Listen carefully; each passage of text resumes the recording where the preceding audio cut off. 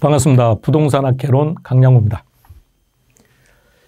인강으로 수험 준비를 하시는 분들 입장에서는 이게 오프하고는 다르게 강의하는 저희들과 소통하는 것이 좀 곤란하고 하니까 궁금한 점도 많고, 그리고 내가 또 이렇게 지금 걸어가는 이 길이 올바른 방향으로 가고 있는지 늘 이런 것들이 궁금하고 때로는 그게 걱정스럽기도 할 겁니다. 자, 그럴 때마다 여러분들은 강량구 밴드에다가 질문을 올려주시면 되고요. 그리고 그런 내용들에 대해서 어느 한순간 그런 것들을 좀 어느 정도 적당한 궁금함들이 형성되거나 제가 여러분들한테 전달하고자 하는 일들이 생길 때마다 이런 시간을 자주 가지고자 합니다. 자, 그래서 이번 여러분들과의 이 소통에서는 여러분들이 궁금해 하시는 몇 가지의 방향을 조금 설명드리고자 합니다. 자, 첫 번째, 1차 과목과 2차 과목은 어떤 차이점이 있는지 우리 학원가에서 흔히 이렇게 얘기합니다. 선생님들이 1차 과목은 이해 과목이고요. 2차 과목은 암기 과목이라고 표현합니다. 그럼 여러분들 입장에서는 이해 과목이 편하실 것 같습니까? 암기 과목이 편하실 것 같습니까? 이건 말입니다. 이해를 해야 되는 1차 과목들은 입문 단계가 힘들어요. 근데 이게 어느 정도 적당한 시간이 흘러서 어느 정도의 수준까지만 딱 도달하면 이게 쉽게 흔들리지 않습니다. 그리고 점수도 어느 정도 안정적 궤도에 도달하게 되면 점수도 많이 흔들리지 않아요. 그런데 2차 과목은 암기 과목이라서 한순간 안 보면 기억이 안 나면 생각했던 것보다 점수가 적어질 수도 있습니다. 자, 그렇다면 이걸 어떻게 학습하는 게 좋은지를 한번 생각해 보세요. 1차 과목은 이해 과목이라고 했으니까 일단 접근 자체는 논리적인 이해 중심으로 가는 게 좋아요. 그런 이유로 인해서 제가 여러분들한테 개론은 두 문자를 따면 안 된다 그랬죠. 그런데 개론에서 두 문자를 따지 말라고 하는 이유는 딱 한 가지예요. 개론에서 다루어지는 상당한 내용들은 우리 문화권 내에서 학습된 것이 아니라 영미권에서 만들어진 거예요. 그러면 영어로 되어 있는 것들을 학습한 우리나라 교수들이 번역을 한 거죠. 그 번역을 하다 보면 아주 다양하게 번역할 수 있다는 겁니다. 가령 가능 총소득, 가능 조소득, 잠재 총수익, 총수익 똑같은 표현을 다 기출되었던 표현이에요. 그러니까 단순하게 두 문자를 따서는 심각한 문제가 발생할 수도 있다는 거죠. 자, 그런데 민법은 아니죠. 법이니까. 민법에서는 두 문자를 딴다고 하더라도 가능한 영역들이 있을 것이고요. 그럼 2차 과목은 어때요? 더 말할 것도 없죠. 자, 그러면 민법이나 2차 과목은 두 문자를 따도 가능하다고 하는 이유가 이들은 법이기 때문에 시험 문제가 법 조문 안에서 나오는 거죠. 여러분들이 민법이 어렵다라고 하는 이유는 법 조문에서만 출제를 하면 좋겠는데 판례를 출제하는 거죠. 그러니까 그 다양한 판례, 엄청난 볼륨의 판례를 학습하는 게 불편해서 그렇죠. 그런데 판례도 말입니다. 철저하게 키워드만 딱 기억하면 답은 아주 쉬워요. 그래서 이 단어가 있으면 유효, 이 단어가 보이면 무효 이렇게 학습하는 게 훨씬 점수를 받는데 유리할 겁니다. 자, 그렇다면 1차 과목과 2차 과목은 함께 하는 게 좋을까? 따로따로 하는 게 좋을까? 개론 끝나면 민법하고 민법 끝나면 공법하고 이렇게 단계적으로 가는 게 좋을까? 이런 질문들을 많이 하시는데요. 자, 제가 이렇게 밴드에서 답변을 드렸습니다. 자, 나는 개론을 먼저 보고 싶어. 그러면 개론을 1회독 하는데 15일 이내, 최대 15일 이내로 이걸 1회독을 할 수 있다면 가능해요. 그래서 15일 동안 개론을 1회독하고 그 다음에 개론 플러스 민법을 다시 1회독하고 그럼 한 30일요. 플러스 또한 40일 동안 공법을 추가시켜서 1회독. 이런 식으로 나간다면 그것도 가능한데 가급적이면 전 과목을 함께 학습하는 게 효과적입니다. 왜냐하면 말입니다. 중개사 시험 과목들은 대부분 다 상당히 유기적 관계를 가지고 있습니다. 개론에서 다루는 토지 정책은요. 또는 용어 정의에서 토지와 관련된 용어들 또는 주택과 관련된 용어들은 상당수가 공법에서 다루었던 내용들이 개론에서 시험에 나와요. 그러면 개론에서는 그게 미처 무슨 말인지 이해를 못했는데 공법을 하다 보니까 아, 그게 그것이구나라고 자연스럽게 이해되는 영역도 있고요. 그러니까 과목 간에 그런 영역들이 생긴다는 거죠. 그리고 세법을 하다 보니까 민법과도 상당 부분이 연결되어 있을 거고요. 또 민법을 하게 되면 중개사법이 상당 부분이 해결되고 등기법이 상당 부분이 정리가 될 겁니다. 그래서 서로 과목 간의 유기적 관계를 가지고 있기 때문에 분리해서 따로따로 학습하시는 것보다 함께 하는 게 좋아요. 그러나 지금 현 시점을 기준으로 본다면 1차에다가 보다 더 집중적인 시간을 투자해야죠. 그럼 전 과목을 같이 한다는 전자에서 1차에 6, 2차에 4, 내지는 1차에 7, 2차에 3 이런 비율로 학습하시는 게 좋을 것 같습니다. 여러분들은 모의고사를 보시는 목적이 뭐라고 생각하십니까? 점수요? 점수 확인? 그러면요. 내가 진도 나간 것에 대해서 척칭받는 것 아닙니다. 우리가 모의고사를 보는 가장 주된 목적, 저는 이게 절대적이라고 생각하는데 시간을 안배하는 연습을 하는 겁니다. 자, 두 번째는요. 여러분들 공부의 방향을 제시하는 겁니다. 자, 이 부분에 대해서 조금 이야기를 한번 해보겠습니다. 저는 모의고사를 보는 가장 주된 목적은 시간 안배라고 생각하는데 왜 그러냐면요. 지난 25년 동안 실은 더 되는데요. 한 27, 8년이 된 것 같은데 공인중개사 강의를 하면서 많은 분들과 면대면으로 이렇게 강의를 진행하다 보면 이제 저희들 강의하는 사람들이요. 만나서 이야기를 할 때 이제 우리 수험생분들의 성함을 잘 모르기 때문에 그 셋째 줄 앞에서 두 번째 앉으신 분 이런 식으로 얘기를 해요. 그러면 아 그래 그분 그러면 선생님들이 뭐라고 반응하느냐 하면 아 그분 합격할 것 같아. 근데 선생님들이 공통적으로 오케이 그분은 합격할 것 같다라고 하시는 분들은 반드시 합격해요. 근데 가끔씩 그런 분들마저도 결과가 잘못되는 경우가 있습니다. 근데 그분들은 왜 결과가 잘못되었을까? 원인은 딱 하나밖에 없더라고요. 시간 안배입니다. 가능 이런 거죠. 1차 과목 같은 경우는 개론이 1번부터 40번까지, 민법이 41번부터 80번까지예요. 근데 개론을 쭉 풀다 보니 평소에 자신이 학습했던 부분에 문제가 많이 나온 거죠. 그러니까 여기서 내가 좀 점수를 많이 받아야지 하는 욕심 때문에 꼼꼼히 문제를 본 거예요. 그러다 보니까 앞에 보는 개론에서 50분 내지 60분을 시간을 할애하는 순간 뒤에 과목은 무조건 과락이에요. 자, 단순히 계산하면 1차는 100분이죠. 그럼 앞에 50분, 뒤에 50분이면 될 것 같은데 안 됩니다. 왜냐하면 우리 시험 10분 전에 감독관이 얘기합니다. 10분 남았습니다. 라고 얘기해요. 그 순간 내가 아직 마킹도 제대로 안 돼 있고 문제를 계속 풀고 있는 과정이라면 이제 문제가 눈에 잘 안 들어와요. 왜? 갑자기 긴장이 되거든요. 멘탈이 붕괴됩니다. 그래서 앞에 과목은 내가 개론이 자신이 있으면 개론을 먼저 풀고 민법이 자신이 있으면 민법을 먼저 푸는데 앞에 푸는 문제는 무조건 35분에 끝내줘야 돼요. 35분에 끝내주고 뒤에 과목 넘어가줘야 돼요. 그런 이유로 인해서 개론을 무조건 먼저 푸는 게 좋아요. 왜냐하면 계산 문제가 있죠. 개론 계산 문제는 절대 풀면 안 돼요. 계산 문제는 0.1초 만에 스킵 다 넘어가야 돼요. 그러면 기본적으로 계산 문제가 10문제면 30문제죠. 그러면 개론 30문제를 25분에 다 풀어야 돼요. 25분에 풀고 마킹하는데 5분. 그럼 30분에 모든 거 끝내고 민법 들어가야 돼요. 민법 문제 풀고 마킹 끝내고 그 다음에 남는 시간에 계산 문제를 푸셔야 됩니다. 이렇게 되었을 때 장점이 뭔지 아십니까? 어떤 경우에도 과락이 안 나와요.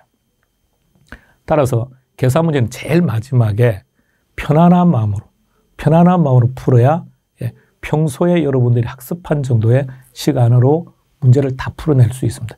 시간 안배가 제일 중요한 거예요. 자, 두 번째, 공부하는 방향입니다. 그래서 개인적인 생각은 늘 그래요. 강의하시는 선생님들도 공부 많이 해야 됩니다. 공부 많이 하고 출제 경향과 출제 유형을 끝없이 파악하셔야 돼요. 그리고 그 유형과 경향에 맞는 모의고사 문제를 출제해야 됩니다. 그래야 전국에서 모의고사를 보고 계신 분들이 이런 방향으로 나가면 되겠구나라고 기준을 잡을 수가 있습니다. 그런데 단순히 생각해서 말입니다. 여러분 어떻게 생각하십니까? 강양구 컴퓨터 안에 모의고사가 40문제 모의고사가 몇 회분 정도 들어가 있을 것 같습니까? 약 한 200회분이 들어가 있습니다. 거기에 기출문제집도 있을 것이고요. 예상문제집도 있을 거고 제가 썼던 문제집, 기본서 등등. 그러면 제가 그냥 예전에 10년 전에 썼던 거, 5년 전에 썼던 그 문제 그냥 와서 출판사에 넘기면 문제는 아주 손쉽게 만들어집니다. 그런데 그것이 여러분들에게 어떤 결과를 가져올 것 같습니까? 그래서 그렇게 하는 것은 도덕적 해이라고 생각합니다. 그래서 저는 문제 하나하나 만들 때 제 수업을 듣는, 강량구 수업을 듣는 분들이 시험을 보는 그날까지 올바른 방향으로 가기 위한 문제를 제시하는 게 목적입니다. 따라서 모의고사는 여러분 입장에서 그렇죠? 어떤 방향으로 학습할 것인지의 기준이 되는 거예요. 그래서 스페셜은 철저하게 기출문제에 준해서 문제를 출제하자고 절대적 기준을 정했고 6명의 선생님 다 모이고 그리고 스페셜 대표까지 모여가지고 절대로 기출문제 범위를 벗어나지 말아라. 서로가 서로 협의하고 해서 이제 만든 겁니다. 물론 기출문제 범위 안에서 출제를 한다고 하더라도 당연히 난이도를 조절해야죠. 그래서 약간 응용하는 문제도 있을 것이고요. 때에 따라 좀 더 심도 있게 들어가는 문제도 있을 것이고 그러나 반드시 기출문제 범위 안에서 여러분들의 올바른 방향을 제시할 겁니다. 그러므로 모의고사는 언제 보는 게 좋으냐? 무조건 모의고사는 빠지면 안 됩니다. 단 한 번도. 그리고 시간이 지나서 한 5월 달에 몰아서 봐야지 절대 안 됩니다. 우리 수험생분들이 이런 이야기를 많이 합니다. 모의고사를 언제 보느냐? 모의고사를 볼 수 있는 실력이 되면 보겠답니다. 여러분, 모의고사를 볼 수 있는 실력이 되면 모의고사를 왜 보십니까? 시험 보러 가셔야죠. 두 번째, 모의고사를 볼 수 있는 실력이 언제쯤 만들어질 것 같습니까? 그런 날은 오지 않습니다. 모의고사를 보면서 틀리고 부딪히고 때로는 힘들어하고 그러면서 실력을 갖추어가는 거죠. 대한민국이 2002년 월드컵을 개최했을 때 우리 4강 갔었죠. 자, 그때 그 이전으로 한번 가보시겠습니까? 히딩크 감독이 우리나라 국가대표 감독으로 왔을 때 월드컵을 시작하기 전에 유럽의 축구 선진 국가들하고 친선 게임을 하면서 5대0으로 졌습니다. 그때 대한민국 국민이 히딩크 감독이 뭐라고 했죠?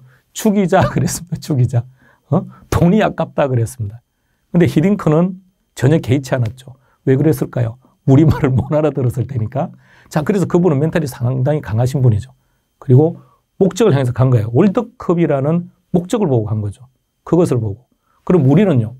모의고사 점수에 흔들린다? 아니죠. 왜 모의고사 점수에 흔들릴 겁니까? 그 모의고사가 우리 합격을 결정하는 게 아닌데요. 우리 시험이 언제죠? 2022년 10월 29일이죠. 그럼 우리는 철저하게 10월 29일 기준으로 가야죠. 그날을 향해서 걸어가는 거예요. 그러면 6월달, 7월달에 과락을 받아도 전혀 걱정할 필요 없습니다. 왜? 그 점수는 그냥 모의 점수일 뿐입니다. 그래서 그냥 앞을 향해 계속 걸어나가는 것이고 그러기 위해서는 모의고사를 계속 보시는 게 좋아요. 왜? 그래야 나는 토지의 특성을 알고 있다고 생각했는데 이런 실수도 할 수 있구나. 그럼 내가 실수했던 부분들도 체크하고 다음에는 그런 실수를 안 하려고 노력을 해야죠. 그래서 모의고사는 매 순간순간 한 번도 빠지지 마시고 보셔야 됩니다. 우리 시험을 주최하는 측에서 난이도를 조절한다는 말을 하죠. 그래서 개론 과목에서 난이도를 조절한다면 제일 좋은 게 계산 문제 문항수를 많이 가는 겁니다. 10년, 그러니까 32회, 2021년 32회 시험을 제외한 지난 10년 기준으로 보면 계산 문제가 가장 많이 나왔을 때가 10문제였거든요. 근데 32회 때 10문제가 나왔습니다. 그렇다면 이제 계산 문제는 10문제 정도 또는 그 이상으로 갈 것 같습니다. 난이도를 조절하겠다라고 판단한다면 좀 문항수를 좀 더 업시키는 경우도 생길 것이고요. 그런데 개론에서 출제되는 계산 문제들을 전체 정리하면 딱 20개 유형입니다. 근데 이 20개 유형 중에서 10문제가 출제가 되니까 이렇게 되면 20개 유형 중에서 둘 중에 하나가 시험에 나온다는 거죠. 그런데 어떤 것은 버리고 어떤 것은 가져가고 하는 게 점점 약해질 것 같아요. 그래서 32회 때까지는 20개 유형 중에서 전혀 강의에 언급하지 않은 것도 있고요. 또는 20개 중에서도 대략 한 7개 정도에서 10개 정도를 뽑아서 특강 형태로 진행하고 그것만 학습하십시오라고 했습니다. 근데 이제는 조금 더 범위를 넓혀야 될 것 같아요. 그래서 33회 시험 계산 문제는 출제 유형 20개를 다 전달할 것이고요. 그리고 지금까지 계산 문제 특강을 하면서 유형 20개를 다 해본 것은 올해가 처음입니다. 자, 그리고 언제 하느냐? 1월 달요. 지금 이 순간, 제가 여러분들하고 소통하는 이 순간 계산 문제 20개를 10문제, 10개 유형으로 분리시켜서 계산 문제 1, 2로 진행을 할 건데 1은 오늘 날짜 기준으로 촬영이 다 완료되었습니다. 그리고 그 자료에 대한 편집도 오늘 날짜로 완료가 되어서 그러면 언제 오픈할 거냐? 1월 21일 금요일 날 계산 문제 1은 오픈할 것이고요. 그럼 계산 문제 2는 계속 또 촬영을 해서 촬영이 끝나면 또다시 2월 중에 오픈하는 걸로 하겠습니다. 계산 문제 어려워하지 마시기 바랍니다. 우리 수포기 특강을 진행하는 과정 계산 문제를 계속 다루었죠. 한결같이 여러분들에게 제안하는 게 있습니다. 공식은 암기하는 것이 아니라 만드는 겁니다. 공식은 암기하는 것이 아니라 만드는 겁니다. 그래서 항상 그 만드는 과정, 그리고 공식이라는 개념이 아니라 여러분들에게 그림을 그리자고 했죠. 그래서 계산 문제는 아주 쉬워요. 수포자 다 풀 수 있습니다. 수학적인 지식 하나도 없어도 됩니다. 구구단 암기 못해도 괜찮습니다. 왜? 계산기 누를 줄만 알면 되니까요. 그러니까 계산 문제는 절대 버려서는 안 됩니다. 그리고 계산 문제 특강을 20개를 다 한 것도 처음입니다만 1월 달에 계산 문제 특강을 한 것도 처음입니다. 왜 이렇게 빨리 하느냐? 중요할 것 같았어요. 그래서 빨리 올려놓고 여러분들이 많이 이것을 접해야만 그래야만 쉽다고 느끼죠. 그러니까 계산 문제도 마찬가지요. 1회독을 쭉 할 때는 그냥 강의를 듣는데 포커스를 맞추세요. 뭐라고 설명하는지, 어떻게 풀으라고 하는 건지, 이렇게 흘러가는 거구나 라는 정도만 느끼세요. 2회독을 할 때는 조금 더 깊게 들어가 주세요. 3회독부터 본격적인 시작을 하는 겁니다. 그럼 4회독부터는 어떻게 해야 되느냐? 그때부터는 스스로 푸셔야죠. 스스로 풀고 틀린 부분, 잘못된 부분만 동영상에서 확인하는 겁니다. 계산 문제 10개 중에서 8문제 정도까지는 쉽게 찾을 거예요. 쉽게 풀 겁니다. 나머지 2문제가 응용될 테니까 그런 거는 결과적으로 찍어서 틀리는 한이 있더라도 8개 정도는 맞춰야죠. 계산 문제 쉽다고 했습니다. 반복하시면 됩니다. 그리고 1월 달부터 오픈될 겁니다. 기출문제에 대한 에피소드 하나를 전달해 드리겠습니다. 예전에 TV 프로에서 말입니다. 주병진이라고 하는 분이 다시 복귀를 해서 토크 형태의 프로를 진행을 했는데 그날은 제주도로 가더라고요. 제주도에 가서 어떤 여학생을 만난 그때 고3 여학생, 그때 당시 수능 시험을 본 고3 학생이었는데 점수를 아마 제주도에서 1등인가 전국에서 1등인가 했던 여학생이었습니다. 자, 그리고 대화를 쭉 하고 어떻게 공부했습니까? 쭉 대화를 하고 난 다음에 제일 마지막에 그 학생이 뭐라고 했냐면 비밀이 하나 있대, 비밀. 자기만이 가진 비밀이 하나 있다는데 주병진이라는 분이 그게 뭐냐 알려달라고 했더니 책꽂이가 책을 하나를 딱 뽑아왔어요. 그러면서 하는 말이 이 책 때문에 자기가 1등할 수 있었다. 그 책을 딱 펼쳐봤더니 기출문제집입니다. 기출문제는 말입니다. 모든 시험의 바이블입니다. 모든 시험의 바이블이기 때문에 기출문제를 안 본다는 얘기는 이거는 정말 어떤 시험에도 도전하지 않는 겁니다. 기출문제는 그렇게 중요합니다. 단, 똑같이 나오느냐? 아니죠. 그래서 기출문제가 중요하다고 강조를 하면 수험생분들은 뭘 하느냐면요. 기출문제를 많이 보고 외워요. 그건 절대 안 됩니다. 절대. 그러면 기본적인 점수 30에서 40 정도까지는 가능해요. 그 이상이 안 됩니다. 그럼 뭘 봐라고 하느냐? 기출문제를 통해서 뭘 봐라고 하는 거냐? 문제가 어떻게 출제되는지를 보라는 거예요. 그러니까 우리가 모의고사를 보는 거 똑같죠. 방향을 제시하는 겁니다. 출제 유형을 보시고 그리고 답을 어떤 식으로 찾아갈 건지. 그런데 공인중개사 시험을 준비하시는 분 입장에서 이거를 뭐 2년을 했겠습니까? 5년을 했겠습니까? 10년을 했겠습니까? 그러니까 그걸 잘 찾을 수가 없죠. 그러니까 저희들이 강의를 통해서 그것을 제시해 드릴 겁니다. 그래서 기출문제 특강은 우리는 언제 진행할 거냐? 현재 우리는 이런 계획을 잡았는데 결론 2월 말부터 촬영은 시작이 될 겁니다. 그래서 2월 말부터 촬영이 시작되면서 오픈이 될 것이고요. 아니면 조금 딜레이가 된다면 3월 초부터 강의가 올라갈 겁니다. 그러면 이제 기출문제의 강의가 업로드 되는 순간부터 여러분들은 어떻게 학습을 해야 되느냐면 지금 보고 계신 숲보기 특강과 같이 보셔야 돼요. 그럼 어떻게 보느냐? 숲보기 특강에서 토지의 특성을 보고 기출문제 가서 토지의 특성을 보고 하는 게 아니라 문제를 먼저 푸셔야 돼요. 이제는. 그러니까 내가 지금 이론도 제대로 정립이 안 됐는데 괜찮아요. 괜찮으니까 문제를 먼저 푸세요. 그러니까 문제를 풀다 보면 틀리는 것도 있고 맞추는 것도 있겠죠. 근데 그게 중요한 게 아니고요. 아, 문제가 이렇게 출제되는 거구나. 이게 중요하구나. 아, 독점해서 소유하려고 한다는 말이 중요하구나. 그리고 뭐 부동산 시장을 국지화시킨다는 말이 많이 나오네. 공급량을 증가시킬 수 없다는 말이 나오네. 일물일가의 법칙을 배제시킨다. 아, 이런 표현들이 나오는 거구나. 이런 것들을 보는 거죠. 그리고 나 다시 숲보기 특강으로 가는 거예요. 그리고 다시 그 강의를 들으면 훨씬 정확하게 들릴 것이고 훨씬 효과가 극대화될 겁니다. 그래서 여러분들은 기출 문제집이 나오기 전에 기출 특강이 올라가기 전에 이론 강의를 무조건 1회독은 필수고 가급적이면 2회독까지 해놓으면 좋을 겁니다. 그래서 같이 볼 때쯤 되면 최소 2회독을 진행하는 시점에서 기출문제와 함께 보는 것. 이게 가장 효과적인 학습 방법일 겁니다.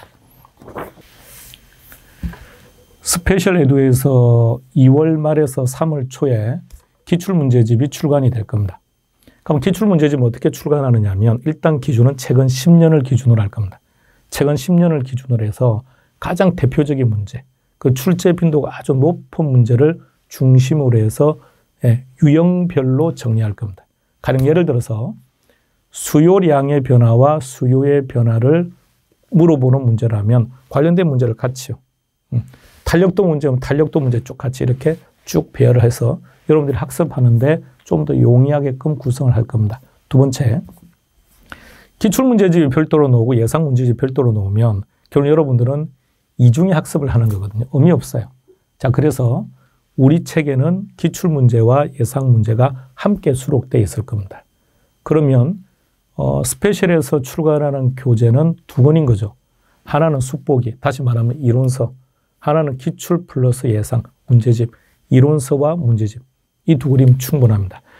자, 그런데 그렇다 보니까 우리 이제 수험생분들이 불안하다고 느끼시는 분들이 많으신가 봐요. 왜?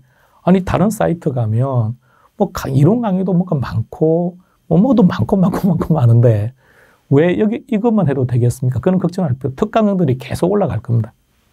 그러니까 그 특강은 여러분들이 보시고 판단해서 하면 되는 거죠. 나는 이 부분이 좀 약한데 요 강의를 들으면 나한테 도움이 될 것 같아. 그러면 하는 것이고요. 그렇지 않으면 그 특강은 들을 필요 없는 것이고, 그러니까 아무런 걱정할 필요 없어요. 그래서 일반 시중에서, 시중 학원들에서 또는 사이트에서 올라가는 그 강의 이상의 강의가 진행이 될 것이고, 그리고 효과적인 방식으로 여러분들에게 정보와 자료를 제공하는 거니까 저희들과 함께 호흡하시면 합격하시는 데는 아무런 문제가 없을 거고요. 근데 제가 여러분들에게 강의를 진행하면서 이런 표현들을 자주 쓰죠. 스마트하게 하자고요. 스마트하게. 이게 어떤 의미냐면 스마트하게 하자는 것은 스마트하게 학습을 하시든 아니면 아날로그적인 방식으로 학습을 하시든 결론 합격을 할 거예요. 그죠? 우리는 어차피 합격을 할 거니까. 근데 말입니다. 스마트하게 하면 수험 기간 동안 마음고생을 적게 하실 겁니다. 수험 기간 동안 몸이 적게 아프실 거예요. 수험 기간 동안에 몸이 많이 아플 겁니다. 왜냐하면 이게 자존감이 다운되는 경험을 어차피 할 수밖에 없거든요.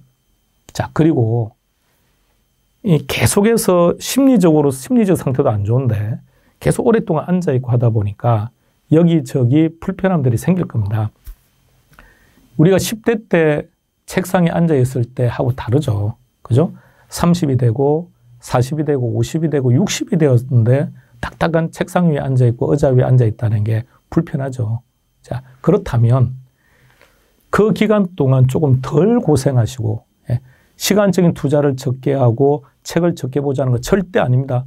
시간은 최대한 많이 봐야 되고 책도 최대한 많이 보시되 조금 더 스마트하게 가면 여러분들이 원하는 점수까지 도달하는 기간이 조금 더 짧아질 수 있고요. 그러다 보면 심적인 여유가 생기죠. 내가 원하는 목표 점수가 어느 정도 도달하게 되면 이제 조금만 더 하면 되겠구나라는 거요. 그래서 스마트하게 하시면 무난하게 합격하실 겁니다. 이런 시간은 앞으로도 여러분들과 좀 자주 가지려고 합니다. 궁금한 부분들이 있으면 언제든지 질문을 주시고 그 질문에 대해서는 여러분들에게 이렇게 소통하도록 하겠습니다. 어쨌든 어찌되었든 어떤 이유든 우리는 합격해야 돼요. 그렇죠?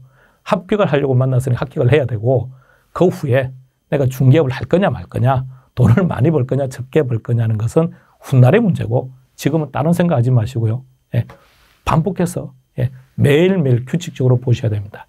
다음 기회에 뵙도록 하겠습니다. 수고했습니다.